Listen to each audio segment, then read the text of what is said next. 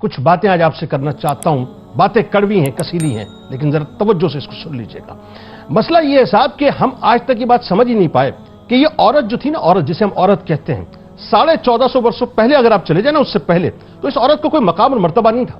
یہ تو صاحب پروڈکٹ کی طرف فروخت ہو جایا کرتی تھی, یہ تو ایک دوسرے میں تقسیم ہو جایا کرتی تھی, ورثے میں تقسیم ہو جایا کرتی تھی.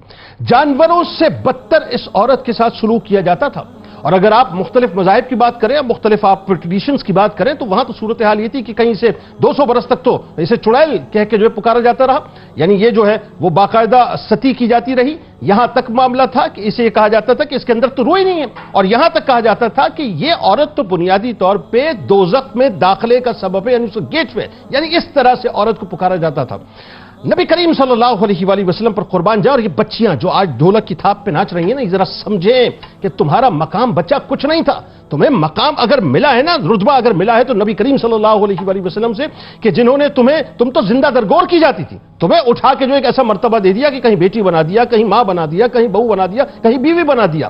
بات یہ ہے کہ یہ آزادی چاہتی ہیں اس مرد سے. آئیے ذرا ان پہ بات کر لیتے ہیں کہ جو مرد باپ کی صورت ان کے سر پر موجود ہے, یہ آزادی چاہتی ہیں اس مرد سے جو بھائی کی صورت ان کے ارد گرد موجود ہے. یہ آزادی چاہتی ہیں اس رشتے سے جہاں شوہر کی صورت کوئی ان کا نگراں موجود ہے. یہ چند عورتوں کا ٹولہ سوائے دھوکے کے اور کچھ بھی نہیں ہے, ذہن میں رکھیے.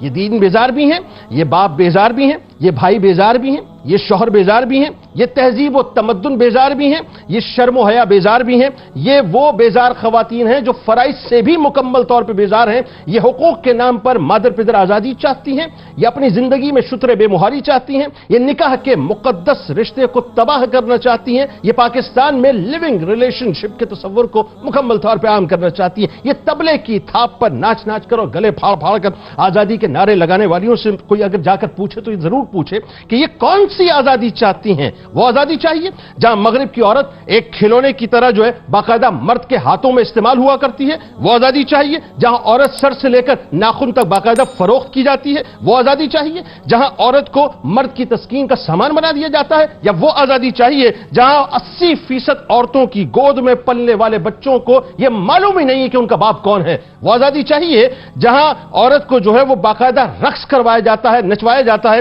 یا وہ آزادی چاہیے کہ جس ریلیشن شپ کے اندر انسان اپنا وقت عورت کے ساتھ گزارے اور پھر آگے نکل جائے. اگر وہ آزادی چاہیے جہاں باپ بیٹی اور بہن بھائی کا جو رشتہ ہے اس کا احترام مکمل طور پہ ختم ہو جائے تو توجہ رہے کہ ایسا پاکستان میں ہوگا نہیں. اگر وہ آزادی چاہیے جہاں باپ اپنی بیٹی کی آدھی رات کو گھر آنے پر بے غیرتی کی تصویر بن کے مکمل طور پہ خاموش ہو جائے تو ذہن میں رکھیے گا کہ ایسا پاکستان میں ہوگا نہیں. اگر وہ آزادی چاہیے جہاں بھائی اپنی بہن کو اس کے بوائے فرینڈ کے ساتھ دیکھ کر شرم و حیا کا جنازہ باقاعدہ نکلتے ہوئے دیکھے اور خاموش ہو جائے تو ذہن میں رکھیے گا کہ ایسا پاکستان میں ہوگا نہیں. وہ آزادی اگر چاہیے جہاں شوہر اپنی بیوی کو کسی اور کے ساتھ شغل کرتے ہوئے دیکھے اور یہ کہے کہ تمہارا جسم تمہاری مرضی ہے تو ذہن میں رکھیے گا کہ ایسا پاکستان میں ہوگا نہیں. اور اگر وہ آزادی چاہیے جہاں بچیاں شادی سے پہلے اپنا منہ کالا کروا لیں تو ذہن میں رکھیے گا کہ وہ آزادی پاکستان میں ہو نہیں سکتی. یا وہ آزادی اگر آپ کو چاہیے جہاں بچیاں اپنی کسی بھی خواہش کی تکمیل کے لیے والدین کی عزت کو رون کر گھروں کو پھلانگ کر چلے جائیں